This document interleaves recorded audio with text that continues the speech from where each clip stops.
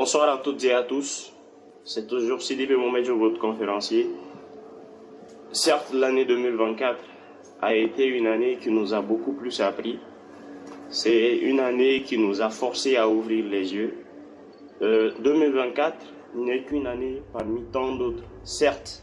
Mais ce qui est sûr, elle nous a beaucoup plus ouvert les yeux et surtout nous a appris des leçons sur nos connaissances sociales, sur nos connaissances psychologiques, sur nos connaissances personnelles.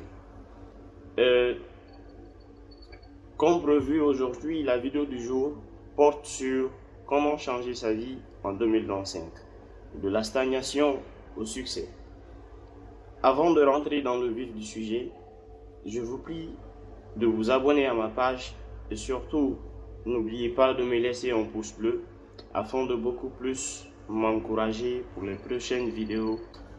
Vous savez, on aime le dire le plus souvent, il y a un temps pour tout et un moment pour toute activité. Cette année n'a pas été facile pour beaucoup de personnes, c'est sûr. C'est une année qui nous a forcés à ouvrir les yeux, à accepter les réalités que nous faisions exprès de voir et de laisser passer, à dire au revoir à ses amitiés à sens unique, à faire nos adieux à cette personne que nous ne voulions pas oublier, à briser certains liens, à effacer les discussions qui nous rattachaient au passé. Surtout 2024 a été une année qui nous a forcés à faire des choses qui étaient bien en deçà de notre effort, qui nous a forcés à faire des trucs qui étaient moins forts que nous, et voire même beaucoup plus forts que nous. 2024 a été une année, bref, de leçons. J'aime le dire le plus souvent pour ma propre personne, je ne gagne jamais, je ne perds jamais, mais j'apprends toujours. Mais sans que nous ne prenions des décisions pour notre futur, 2025 ne pourra jamais changer. Aujourd'hui est là. Demain, qui sait? Tu ne sais pas si tu vas vivre ou pas, mais aujourd'hui, vivons le moment fort. Prenez votre temps et faites ce que vous avez à faire avec intégrité, avec confiance en vous, avec la responsabilité, avec surtout du courage et la passion qui vous permettra de beaucoup plus vous animer dans votre développement de 2025. Voici quelques questions que l'on doit se poser avant le 1er janvier 2025. La toute première question, c'est quoi? La première question que l'on doit se poser, c'est quoi? Qu'ai-je accompli cette année? Après être posé la question de quoi réellement nous avions appris ou accompli en cette année 2024, qui nous servira de leçon pour 2025, la réponse à la question vous permettra de vous améliorer pour 2025. La deuxième question, c'est quoi? Quelles leçons ai-je apprises tout au long de 2024? La troisième question, ai-je progressé personnellement? La quatrième question, mes priorités ont-elles changé? La cinquième question, ai-je développé de nouvelles compétences, de nouvelles connaissances? La sixième question, quelles sont les épreuves que j'ai eu à surmonter? Quelles sont les erreurs que j'ai eu à commettre en 2024? Et quelles solutions dois-je prendre pour 2025? La septième et dernière question, comment devenir une meilleure personne de moi-même en 2025? Pour la validation de votre année 2025, je vous donnerai quelques points focaux qui vous serviront de base pour que votre année 2025 soit une année réussie. Le tout premier point des points, c'est de ne pas se focaliser sur ses erreurs en 2025. La plupart des gens qui échouent dans la vie ou parfois mettent du temps à rencontrer le succès et monter tout en haut, c'est qu'ils perdent leur temps à se focaliser sur leurs erreurs. Ils arrivent le plus souvent à mettre en pratique leurs compétences à un niveau où ils n'ont pas le choix, étant donné que se focaliser sur ces erreurs leur met dans un état de retard, de croissance économique, de croissance personnel et professionnel. Se focaliser sur ces erreurs vous permet non seulement de vous mettre en retard, ça vous permet également de chuter de votre point de compétence. Si vous vous familiarisez sur votre point de relance, votre compétence ou vos compétences, tout en cherchant à vous améliorer beaucoup plus, afin que ce point puisse vous servir de différence entre les personnes et vous. Il est cependant important de ne pas trop penser à ces erreurs. Il faut retenir d'ailleurs que l'erreur est humaine. Si vous vous êtes lancé dans un domaine et que vous aviez rencontré, n'est-ce pas, l'échec, ce n'est pas la fin du monde. Parfois, quand on fait des erreurs, on se croit inférieur et le manque de confiance s'installe automatiquement en nous. Votre état émotionnel est donc concentré par ce sur quoi vous vous concentrez la plupart des temps. Si vous avez en tête de ne jamais avoir le succès ou de ne jamais rencontrer le succès, vous n'allez jamais rencontrer le succès. Pour rencontrer le succès, il y a des hauts et des bas. Parfois, vous allez vous retrouver dans des situations où vous avez envie d'abandonner. Ces situations ne sont que des étapes. Le temps passe toujours. Et si vous avez du mal à passer d'un état inférieur à un état supérieur, peut-être que ce n'est pas le bon moment ou ce n'est pas le bon endroit. Le bon endroit peut se trouver à partir du moment où vous avez la connaissance parfaite de vos compétences, de vos connaissances et expériences personnelles et professionnelles. Si vous avez par ailleurs échoué dans la vie, ce n'est pas la fin du monde. Marchez, agissez la tête haute. Marchez comme des personnes qui sont déjà riches. Et il n'y a pas de succès que vous ne pourriez rencontrer. Tâchez surtout de ne pas donner beaucoup de temps à ceux qui n'ont pas marché ou réussi. Prenez ces échecs comme étant des points de motivation pour le futur.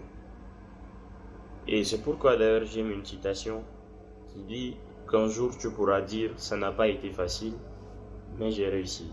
Tout deuxième point qu'il faut chercher à améliorer pour que 2025 soit une année réussie pour vous, c'est la discipline. La plupart des gens qui échouent dans la vie n'échouent pas à cause de leur manque de compétences, mais à cause de leur manque d'engagement et de discipline personnelle. Qu'est-ce que la discipline? La discipline, c'est de s'imposer des règles de conduite jusqu'à ce qu'on obtienne le résultat souhaité. Pour être discipliné dans la vie, il faut savoir exactement ce qu'on veut et pourquoi on le veut. Être discipliné nous permet de développer de bonnes habitudes. La discipline, c'est de faire aujourd'hui ce que la majeure partie des gens ne sont pas prêts à faire afin d'obtenir demain ce que la majeure partie des gens n'obtiendront jamais. Troisième point qu'il faut chercher à avoir en 2025, c'est de passer à l'action. Vous savez, l'une des différences fondamentales entre les gagnants et les perdants est l'application des connaissances. La plupart des intellectuels généralement pauvres en connaissent autant que les autres. Au fait, ce qui les maintient toujours dans la pauvreté, c'est qu'ils ne mettent pas en pratique les connaissances acquises. Même si vous avez des objectifs et des plans extraordinaires pour les réaliser, si vous ne passez pas à l'action, ça ne donnera rien. On aime le dire qu'un long voyage commence toujours par un pas. Sans action, les rêves vont toujours demeurer des rêves et les projets vont toujours demeurer des projets. Rien ne change sans action. Les plans, les projets, les idées sont importants, mais c'est en agissant que vous obtenez ce que vous voudriez obtenir. Chaque petit pas vers l'avant vous rapproche de la personne que vous souhaitez devenir. L'action vous pousse hors de votre zone de confort, tout en vous amenant là où se trouvent les vraies opportunités de croissance. C'est en affrontant les défis et les obstacles que vous gagnez en force, en compétence et en confiance en vous. Alors le quatrième point qu'il faut avoir pour que 2025 soit réussi pour vous, c'est la responsabilité. L'une des différences fondamentales entre les personnes qui réussissent dans la vie et celles qui échouent dans la vie, c'est quoi? C'est que les personnes qui échouent dans la vie passent leur temps à imputer au monde la faute de leur échec. Ce n'est jamais de leur faute. C'est toujours la faute de quelqu'un ou à quelqu'un.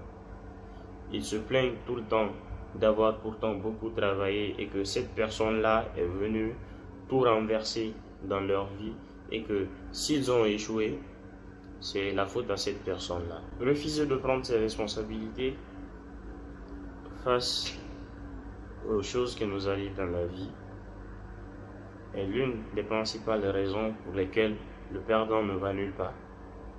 Il passe tout son temps à imputer au monde la faute de son échec ou le facteur de son échec, pendant que le perdant est en train d'accuser le monde sur ce qui lui est arrivé.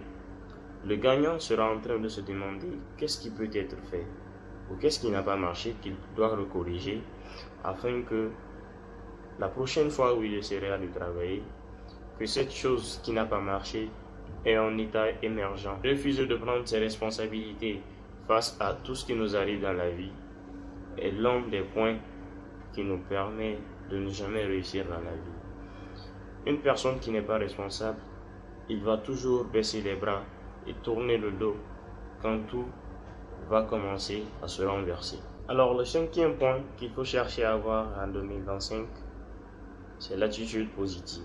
Le plus souvent dans la vie, ce n'est pas ce que vous savez faire dans la vie qui compte beaucoup plus, mais c'est votre façon de le faire. Quand un entrepreneur s'engage à faire une chose dans la vie, c'est un engagement total. Il jure sur son honneur que tant qu'il n'a pas relevé le défi qu'il s'est fixé, il n'a rien foutu dans sa vie. Aucun enfant n'est parvenu à marcher sans être tombé. De même, aucun enfant n'a démissionné de sa tentative de marche parce qu'il est tombé 2 à 3 fois. Il se relève toujours. Et donc, quand un entrepreneur décide de faire une chose, il agit comme un enfant qui apprend à marcher. Et les leçons de vie qu'il faut retenir dans cette partie, c'est quoi? La première, c'est quoi? C'est que c'est l'état d'esprit qui fait la différence. La deuxième des choses, c'est quoi? C'est que ce n'est pas les circonstances rencontrées dans la vie qui déterminent notre destin final, mais c'est plutôt le comportement que nous utilisons face à ces situations.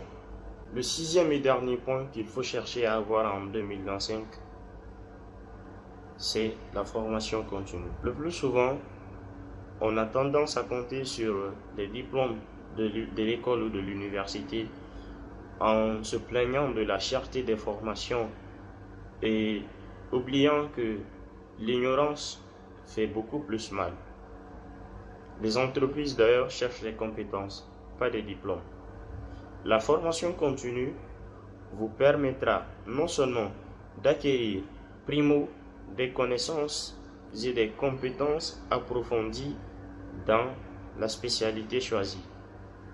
Deuxièmement, ça vous permet de beaucoup plus avoir une certaine notion et la pratique des théories qui ont été apprises lors de votre formation. Le troisième point de la formation continue, la formation continue vous permet d'enrichir vos CV. Pourtant, le meilleur investissement que vous pouvez faire est celle que vous faites sur vous-même. Un adage exprime en ces mots que prenez de l'argent de votre porte-monnaie, investissez dans votre tête et votre tête remplira votre porte-monnaie. Vous pouvez voler l'argent de celui qui a investi dans sa tête. Vous pouvez perdre votre maison, votre voiture, votre argent, tout ce qui est de luxe dans votre vie. Mais ce que vous avez ajouté à votre personnalité dans votre tête, personne au monde ne pourra vous le retirer. Toujours Sidibé, et merci de m'avoir suivi jusqu'à la fin de cette vidéo. N'oubliez surtout pas de vous abonner à ma chaîne YouTube et me laisser un pouce bleu tout en activant la cloche de notification afin de ne beaucoup plus rien rater des prochaines vidéos. Jamais permettre que qui que ce soit limite vos ambitions.